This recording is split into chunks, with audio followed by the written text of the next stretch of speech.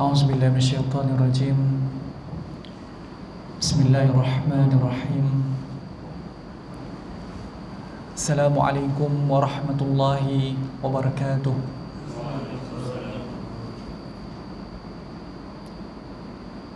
Innal hamdalillah nahmaduhu wa nasta'inuhu wa nastahdihi wa nastaghfiruh wa na'udzu billahi min shururi anfusina wa min sayyiati a'malina. Man yahdihillahu fala mudilla lahu wa man yudlil fala hadiya lahu. Wa ashhadu an la ilaha illallah wahdahu la syarika lahu wa ashhadu anna Muhammadan 'abduhu wa rasuluh.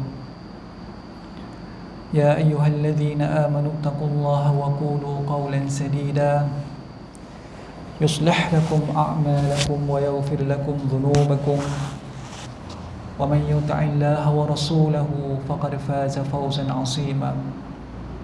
Na'udzu bi kalimatillahi tammati min syarri ma khalaqa wa dhara'a wa bara'a wa min syarri ma yanzilu minas sama' wa min syarri ma ya'ruju fiha wa min syarri fitanil laili wan nahar wa min syarri kulli tariqin illa tariqan yatruku bi khairin ya rahman.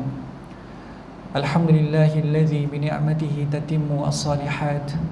Rabbana atina min ladunka rahmah wa hayyi' lana min amrina rashada. Allahumma ati nafsi taqwaha wa zakkiha wa anta khairu man zakkaha anta waliyuha wa maulaha. Rabbi yassir wa la tu'assir wa tamim bi khair. Amma ba'd. Faqala Allah Ta'ala fi kitabil aziz, ya inna Allah wa malaikatahu yusalluna 'alan nabi ya ayyuhalladzina amanu sallu 'alaihi wa sallimu taslima. Shadaqallahul azim. Alhamdulillah, pertama-tamanya kita merafakkan setinggi-tinggi syukur kita kehadirat Allah Subhanahu wa Ta'ala, kerana dengan rahmat dan juga limpah kurnia-Nya Allah Subhanahu wa Ta'ala bagi pada kita kesempatan dan juga ruang waktu untuk kita sama-sama dapat hadir di dalam rumah Allah Ta'ala yang mulia ini. Mudah-mudahan pertemuan kita ini dalam majlis ilmu Raudhun min Riyadil Jannah, di antara taman-taman syurga, akan menjadi pertemuan dalam keadaan penuh mahabbah dan kasih sayang, di mana kasih sayang itu bertaut di atas dasar ilmu. Karena itu kata ulama, al-ilmu rahimun baina ahli. Ilmu ni dia akan berkasih sayang sesama ahlinya. Sebab tu tuan-tuan beruntung, ya, datang ke majlis ilmu ni, maknanya tuan-tuan kasih dengan majlis ilmu, tuan-tuan kasih dengan ahli ilmu, tuan-tuan kasih dengan para alim, para ulama, para asatizah yang berkongsi ilmu dengan kita, tuan-tuan. Ya, kenapa? Kerana kita dah ada perasaan kasih dan sayang kepada ilmu itu sendiri. Kerana ilmu ni sifat dia rahimun baina ahli. Ilmu ni sifat dia mesti dia akan menyebabkan bertautnya kasih sayang di antara hati-hati para penuntut ilmu agama Allah Subhanahu wa Ta'ala. Sebab tu antara tanda-tanda ilmu tu tak diberkati, ya, bagi para alim, para asatizah yang menyampaikan ilmu tersebut, ketika disampaikan ilmu tu menyebabkan orang jadi bergaduh, orang jadi berpecah, orang jadi berbalah antara satu sama lain. Didatang kampung ni, akhirnya masyarakat jadi pecah belah.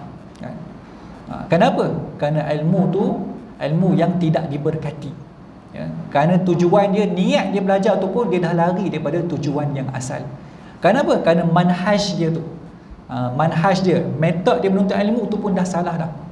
Kerana itu kata Syekh Ali Jum'ah, Dr. Ali Jum'ah hafizahullah, ya, semoga Allah merahmati dan Allah memuliakan guru kita yang mulia, amin ya rabbal alamin. Kata beliau, alatul ilmi arba'. Syarat bagi ilmu itu ada 4. Tapi Syekh Ali Jum'ah ditambah satu lagi, ada 5 syarat bagi ilmu. Yang pertama, syaikhun fattah. Syaikhun fattah, apa maksud syaikhun fattah? Iaitu guru yang memberikan pembukaan. Bukan guru yang biasa-biasa, tuan-tuan.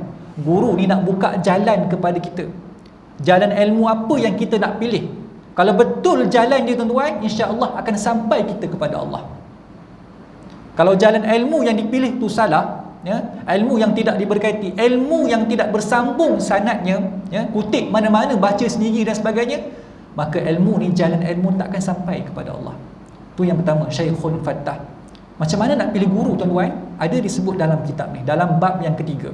Cuma disebutkan secara umum di sini, saya sebut malam ni, antara kaedah kita memilih guru, ya, kita pergi ke satu tempat tersebut dan kemudian kita datang majlis tu selama 3 bulan.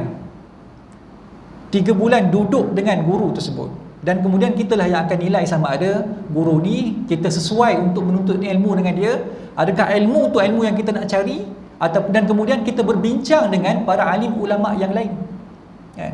Jangan kita sendiri kata, oh, ustaz ni tak bersedap, ustaz ni, kan, tak banyak lawak, kan? Serius je ustaz ni, ya? Kemudian audien tak ramai, dia fikir gitu, tuan-tuan, kan? Nak tengok audien, ya, nak tengok crowded, ramai tak ramai, ya. Kemudian apa lagi, apa isi ceramah dia, ustaz ni asyik baca kitab je, bosan ustaz ni, ya. Jenaka dia kurang. Itu siapa yang pilih? Kita sendiri yang pilih, kan? Macam inilah, tuan-tuan, ya. Kita nak pergi baiki kereta, ya, hantar dekat Pomen. Pomen tengok-tengok pulas-pulas skru, kita pula kata, tak betul tu, buat apa kamu pulas skru tu? Pomen kata, abang ni pandai ke? Abang kerja apa? Saya kebun je. Tukang kebun nak komen Pomen buat kerja, tak kena, tuan-tuan. Sebab tu kita nak pilih guru ni, kita kena rujuk dulu ulama-ulama yang lain. Kita tanyalah, Tuan Syekh, saya nak belajar guru, saya nak belajar ilmu dengan dia. Dia ni macam mana Tuan Syekh? Macam mana Tuan Guru? Boleh tak saya belajar dengan dia? Tuan kata, sila, alhamdulillah, tafadhal. Memang ilmu dia salim, ya, ilmu yang sejahtera, ada manhaj dia, memang ikut manhaj ahli sunnah wal jamaah, Asy'ariyah, Maturidiyah dan sebagainya. Silakan, tafadhal. Rujuk dengan guru, tuan-tuan, ya. Kemudian barulah kita mengaji. Bila dah mengaji tu, kena istimrar, kena berterusan. Man thabata nabata, kata ulama. Siapa yang kekal, siapa yang sabat, maka dia akan tumbuh. Pokok, tuan-tuan, ya, benih kalau kita alih dia, adakah dia akan tumbuh dengan baik? Dia tak akan tumbuh dengan baik, tuan-tuan. Tapi kalau dia tetap, dia sabat di situ, insya-Allah dia akan tumbuh mekar dan memberikan pulangan yang baik, hasil yang baik kepada orang yang menanam pokok tersebut. Macam tu penuntut ilmu. Bila dah ada guru, kekal dengan guru tersebut. Kita sikit-sikit kita nak pindah dengan guru lain, kata, bosan lah ustaz ni, setahun dah mengaji dengan dia, belajar kitab lain pula, belajar dengan guru lain pula. Tak betul, tuan-tuan. Al-Imam Abu Hanifah belajar dengan Al-Imam, saya tak ingat apa nama guru dia tu, Hamad ibn Abi Sulaiman, tak silap saya, ya. Belajar menuntut ilmu dengan guru tersebut selama 20 tahun. 20 tahun, tuan-tuan, ya. Tu yang pertama tadi, Syekhun Fattah. Yang kedua iaitu Allahumma salli ala sayyidina Muhammad. Apa dia, ya? Kutubun mu'tamadah, ya, kitab yang mu'tamad. Kitab yang mu'tamad. Bila saya sebut kitab mu'tamad, tuan-tuan, bukannya kitab yang mesti sahih saja, dah.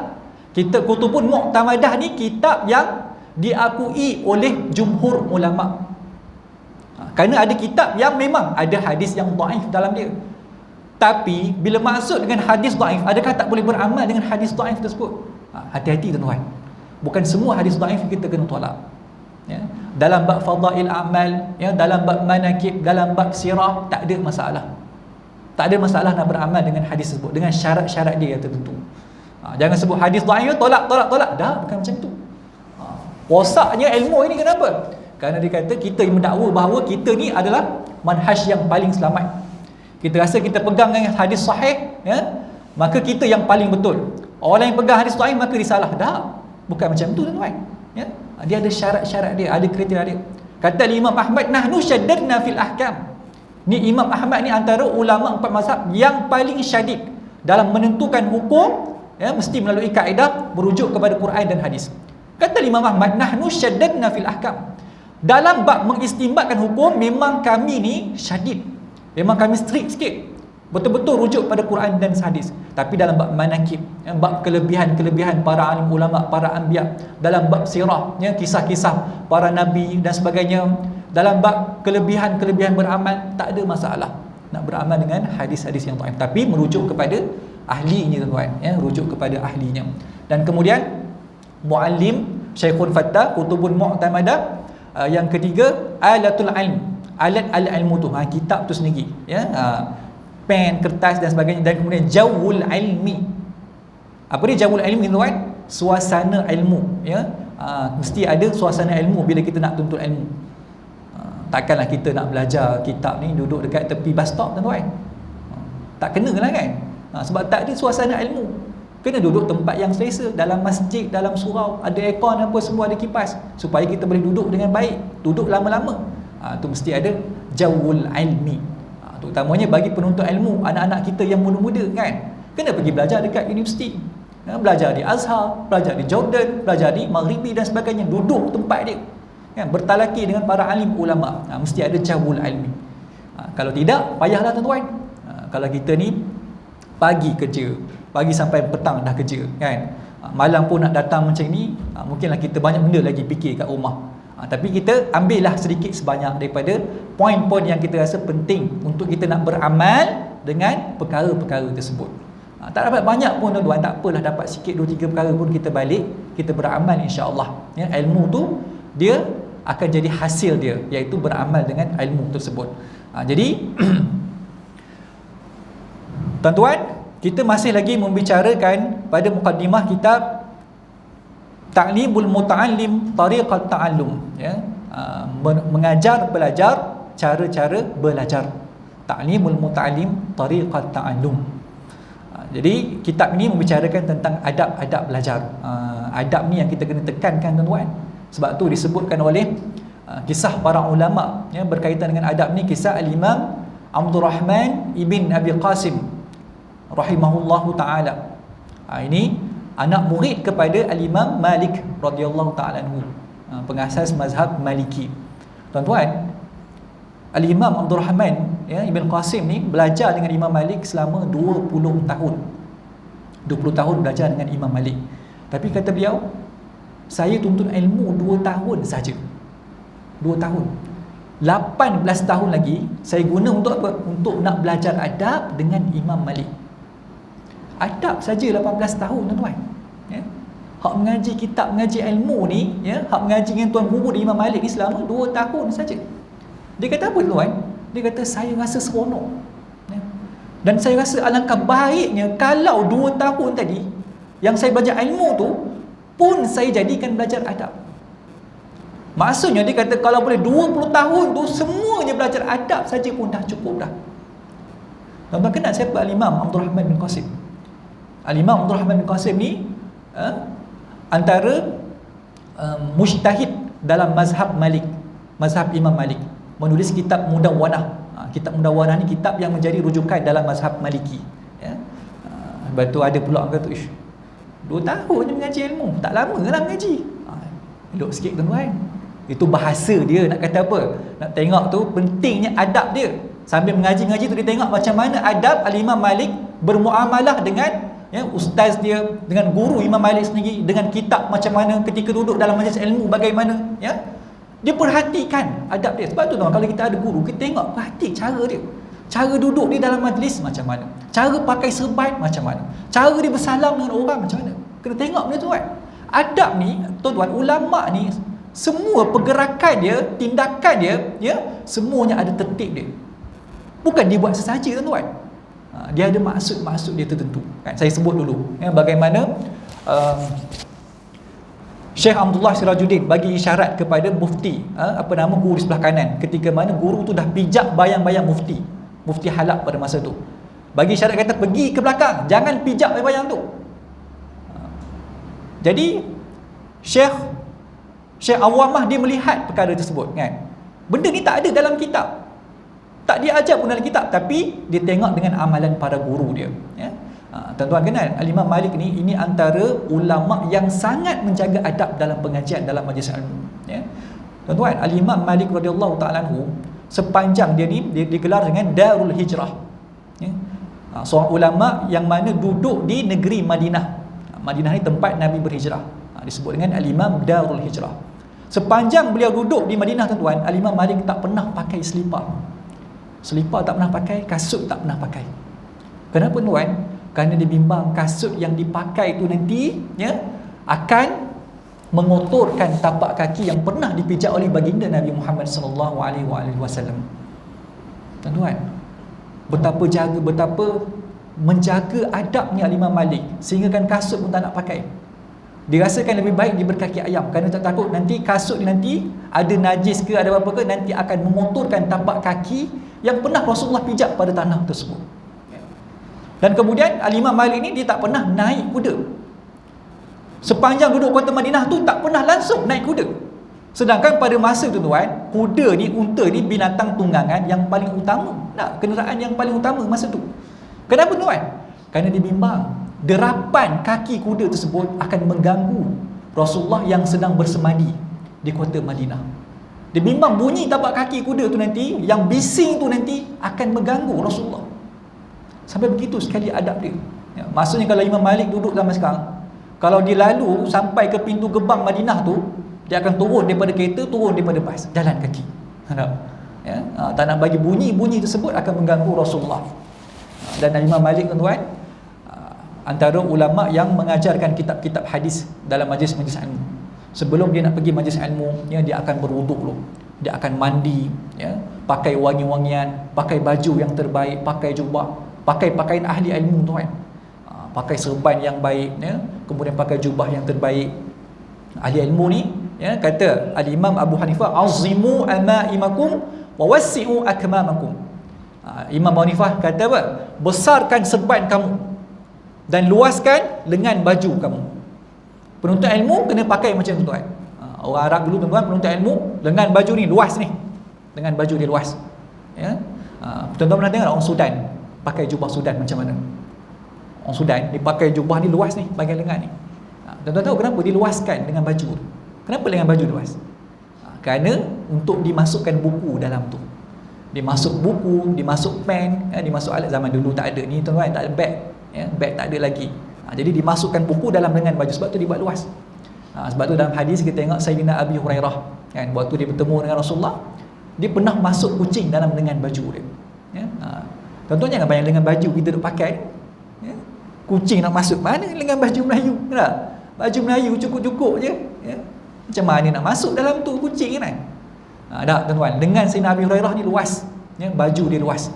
Jadi masuk kucing tak ada masalah. Jadi masa datang jumpa Nabi tu, dia bawa kucing tu dalam lengan baju Sayyidina Abi Hurairah, sampai depan Nabi, kemudian terkeluar kepala kucing.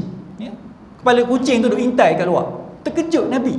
Nabi kata, ya Abahir, wahai bapa kucing. Kata Nabi kepada Sayyidina Abi Hurairah. Nabi gelar kepada beliau dengan bapa kucing, kerana beliau bawa kucing tadi. Sebab tu kata Al-Imam Abu Hanifah tadi, asimu amaimakum, penuntut ilmu kena besarkan serban dia. Nak bagi orang kenal, orang nampak ini alim ni kan. Sebab tu disunatkan bagi para alim untuk memakai pakaian orang alim supaya dikenal alim tersebut. Tuan-tuan tahu kenapa dia besar serban tu? Kenapa alim kena pakai serban besar? Satu, nak tunjuk dia ni sebagai ahli ilmu. Yang kedua, kain serban tu besar tu, itu adalah kain kafan yang dibawa sepanjang masa, supaya nak ingat ke mati tuan. Sebab tu sahabat guru kami Ustaz Muhammad Nazrul Nasir, dia ada karang satu kitab Fathul Muta'ali fi adabil ilmi wat talaki. Dalam kitab tersebut, muka depan dia ada gambar teko, yang sedang dicuahkan teko tersebut ke dalam satu cawan. Belakang tu ada gambar ilustrasi seorang lelaki yang pakai serban yang besar, kemudian pakai jubah dengan baju ni luas ni, pakai kasut warna biru. Mengambil daripada kalam-kalam Al-Imam Abu Hanifah yang besarkan serban, ansimu amaimakum, biar orang kenal kita ni sebagai ahli ilmu. Dan kemudian kenapa dia pakai kasut warna biru tuan? Ini mengambil daripada sirah ataupun sejarah ulama pada zaman kerajaan Turki Osmaniyah. Kerajaan Turki Osmaniyah tuan, ulama dia pakai kasut warna biru. Kenapa pakai kasut biru tuan? Warna biru tu menunjukkan kepada warna langit. Nak tunjuk bahawa dia ni adalah ahli ilmu. Langit ni tempat yang tinggi. Orang yang bawa ilmu ni mesti berada pada kedudukan yang tinggi. Habis tu kenapa letak kat kasut? Kenapa tak letak dekat serban? Sebab serban ni sunnah dia pakai warna putih tuan, kan? Pakai warna putih ataupun pakai yang warna hijau. Ini warna kesukaan baginda Nabi kita Muhammad sallallahu alaihi wasallam. Jadi itu ya. Ahli ilmu mesti memakai pakaian ilmu. Jadi Imam Malik ni bila datang ke majlis ilmu mesti dia akan memakai dengan pakaian yang terbaik. Berwudu, ya, pakai jubah yang terbaik, ya, pakai wangian yang harum, kemudian datang ke majlis ilmu. Ini adab al-Imam Malik radhiyallahu taala anhu. Baik. Dan aku namakan ia dengan ta'limul muta'allim tariqat ta'allum. Yakni mengajar pelajar cara-cara belajar. Kitab ni tuan, kalau boleh kita nak kena baca di sekolah-sekolah, ya, madrasah tahfiz yang ada ni wajib kena baca kitab ni. Tak baca kitab ni tuan, ini yang jadi masyarakat kita sekarang, ya. Masyarakat yang tidak ada adab, ya, tidak beradab, yang tua, yang muda tak ada adab dengan yang tua, murid-murid tak ada adab dengan guru, kan? Rakyat, ya, masyarakat tak ada adab dengan pemimpin. Kenapa? Kerana mereka ni tidak ada asas adab yang kuat, ya. Rosaknya masyarakat ni kenapa? Kerana meninggalkan adab. Orang kata buat benda adab ni hipokrit, kan? Saya ni orang Kedah jadi cakap kasar. Gitu pula tuan-tuan, ya. Nak kira kasar, orang Arab dulu kasar tuan, ya. Zaman Nabi, zaman jahiliah, kan? Sampai bunuh anak sendiri. Tapi boleh dibentuk, bukan jadi alasan kata kami ni orang kasar, bahasa kami bahasa kasar, kan? Orang Melaka bangga pula sebut tuan, kami ni orang Melaka memang cakap gini. Tak kena tuan-tuan, ya. Adab ni kena diamalkan setiap masa, ya. Adab murid kepada gurunya. Sebab tu generasi dulu nakal macam mana pun dengan orang tua tu ada lagi adab, betul tuan-tuan? Orang sekarang tak ada dah, ya. Nampak macam boleh dengar, tapi belakang tu lain pula cerita dia, ya. Dia buat khianat ke guru dia, ya. Sabotaj tu, buat pancik tayar dan sebagainya. Orang dulu tak berani tuan. Orang zaman sekarang ni kalau tak puas hati dengan cikgu, dia buat apa? Nampak anak cikgu tu, lekuk kepala anak budak tu. Kenapa? Dendam dengan ayah dia, kan? Anak cikgu display. Lalu anak dia main depan kita, siap lah tuan, ya. Habislah kena cubit, kena tunjai, ya. Tak ada adab. Sebab tu adab sangat-sangat penting. Jadi aku jadikannya beberapa fasal seperti berikut. Ada beberapa fasal tuan-tuan, ini dipanggil sebagai manhaj kitab, ya. Kalau tuan-tuan mengaji berkenaan dengan orang tulis tesis dan sebagainya, dia akan ada khutatul bahath ataupun dia ada mukaddimah bagi tesis dia. Permulaan tu dia akan tulis apa yang saya buat dengan kitab ni, apa yang saya tulis, apa tajuk dia, apa perbincangan dia. Dia akan sebut dalam mukaddimah tu, tuan-tuan. Tuan-tuan kenal tak Roger Bacon? Bukan bacon daging tu. Daging bab tu. Roger Bacon ni nama orang, ya. Roger Bacon ni salah seorang daripada orientalis barat yang pernah datang belajar di Mesir. Dia ni tuan-tuan pernah datang belajar di Mesir. Dan hebat dia ni dalam bahasa Arab, ya. Kalau tuan-tuan tengok dia tulis macam Arab. Ni Mak Saleh ni orang putih ni, ya. Tulis dia tu belajar bahasa Arab sampai boleh tulis macam orang Arab, ya. Dan dia ni cuma tidak ada hidayah, kan? Belajar tapi tidak ada hidayah. Kenapa? Kerana dalam otak dia bukan untuk nak ambil manfaat. Dalam otak dia untuk nak tolak agama Allah Ta'ala, ya. Dan dia datang belajar di Mesir tuan, ya. Belajar dan akhirnya sampai dipakar dalam bahasa Arab. Dan kemudian dia mula karang buku-buku yang mana menerangkan tentang manhaj kitab, ya. Dan kemudian tuan, jahatnya dia ni, Roger Bacon ni, dia akan nisbahkan semua benda tu pada dia dan dia akan nafikan bahawa ini daripada ulama-ulama Islam, ya. Dia ni tuan-tuan tulis buku, ya, dan dia kata dalam buku dia, permulaan tadi ditulis, ya, apa yang saya buat dengan kitab-kitab saya, apa yang perlu kita baca, bagaimana nak baca kitab saya dan sebagainya. Kalau tuan-tuan tengok orang-orang barat, dia akan kata yang memulakan perbahasan, ya, tentang manhaj ni, dia kata Roger Bacon yang mulakan. Maknanya Roger Bacon yang melakukan penulisan, ya, ketika melakukan tesis, ya, yang mula buat dia punya manhaj, orang kata sistem lah, sistem buku tu, kan. Dia kata Roger Bacon yang mulakan. Ya salam. Tuan-tuan, kalau tuan-tuan tengok kitab, buka kitab Imam Nawawi, ya. Imam Nawawi ni dia tulis kitab matan Arba'in Nawawiyah. Arba'in Nawawiyah tu di mukadimah ni saja tuan, ya, dah nampak manhaj dah. Dan ini 500 tahun sebelum Roger Bacon. 500 tahun, ya. Ni Imam Sanusi ni 800 tahun yang lalu. Kalau tengok mukadimah ni 800 tahun yang lalu. Maknanya kalau kata Roger Bacon yang lebih kurang 100 tahun yang lepas, 700 tahun sebelum Roger Bacon, ya, Imam Sanusi dah mula buat dah manhaj kitab dia. Dah tulis dah manhaj kitab dia, ya. Jadi kalau tuan-tuan tengok, ini pembohongan besar yang dilakukan oleh golongan barat terhadap ulama-ulama kita, ya. Kenapa jadi macam tu tuan-tuan? Ya, kenapa kita sendiri lebih mandang tinggi, kita sendiri ambil sistem yang ditulis oleh orang barat sendiri? Kenapa? Kerana kita sendiri yang kita tinggalkan turas. Tak? Kita sendiri tinggalkan warisan ilmu Islam, kan? Dan kita sendiri pandang rendah dengan kitab 32 muka surat ni, kitab ni 32 muka surat, kan? Dengan syair lagi apa semua tu, ya? Last sekali barat ambil. Barat ambil ni buat apa tuan?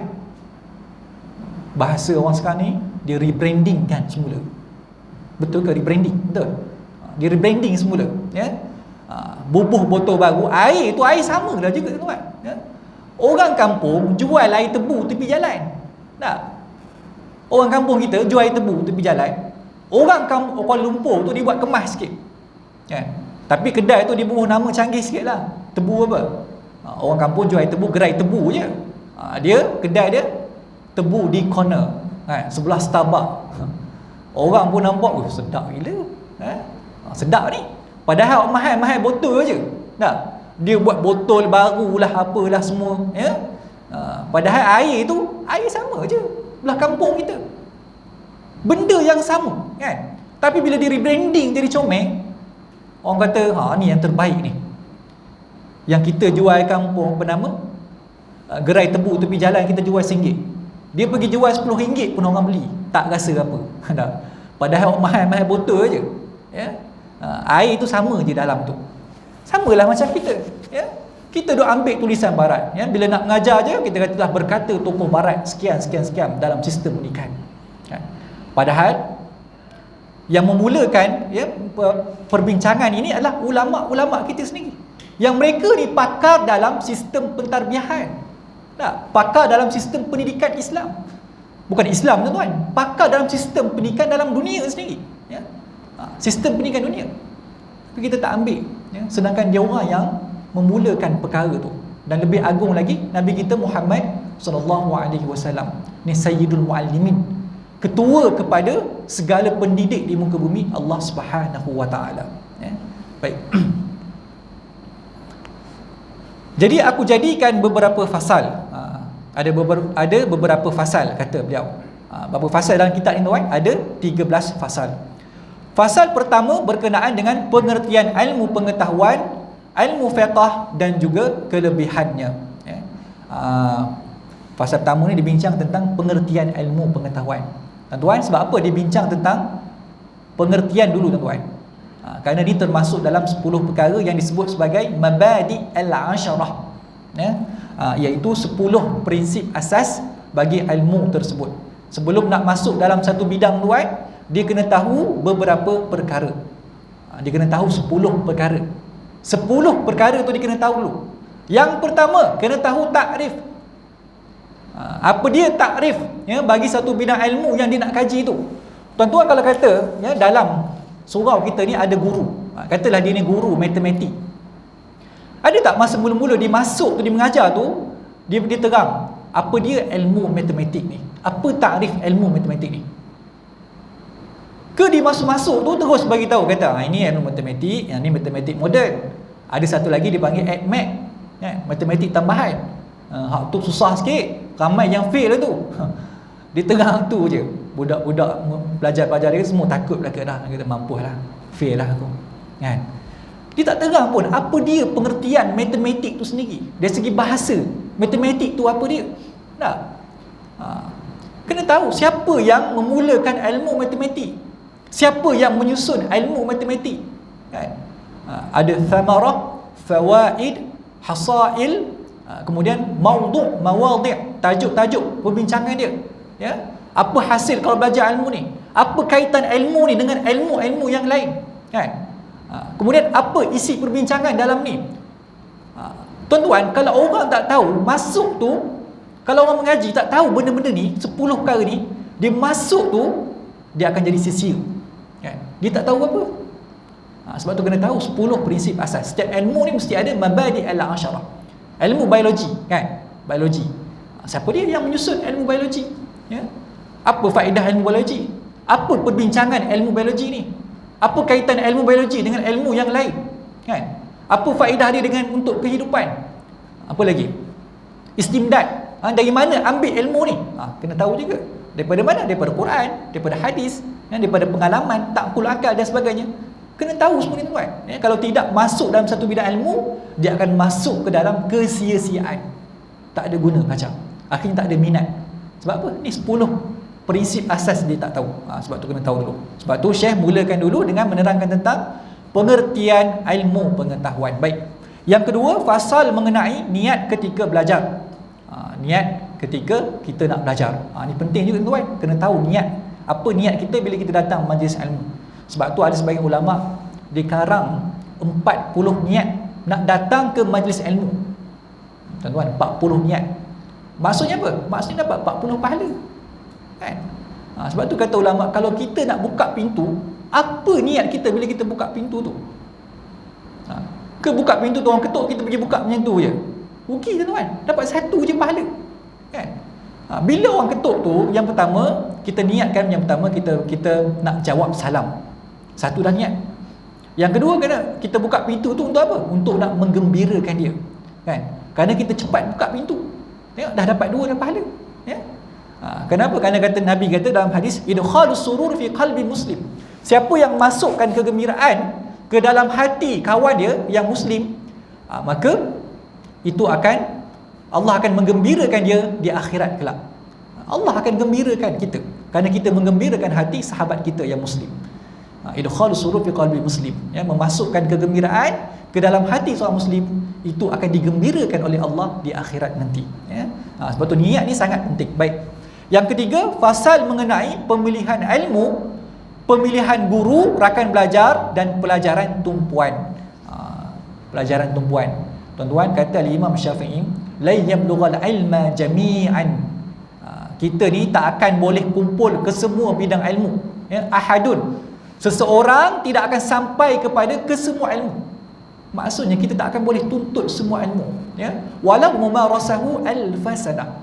Kata Imam Syafi'i, kita ni tak akan boleh nak kumpul semua ilmu, tak akan boleh nak belajar ke semua bidang ilmu, walaupun kita telah mumarasah, walaupun kita dah sungguh-sungguh menuntut ilmu tadi selama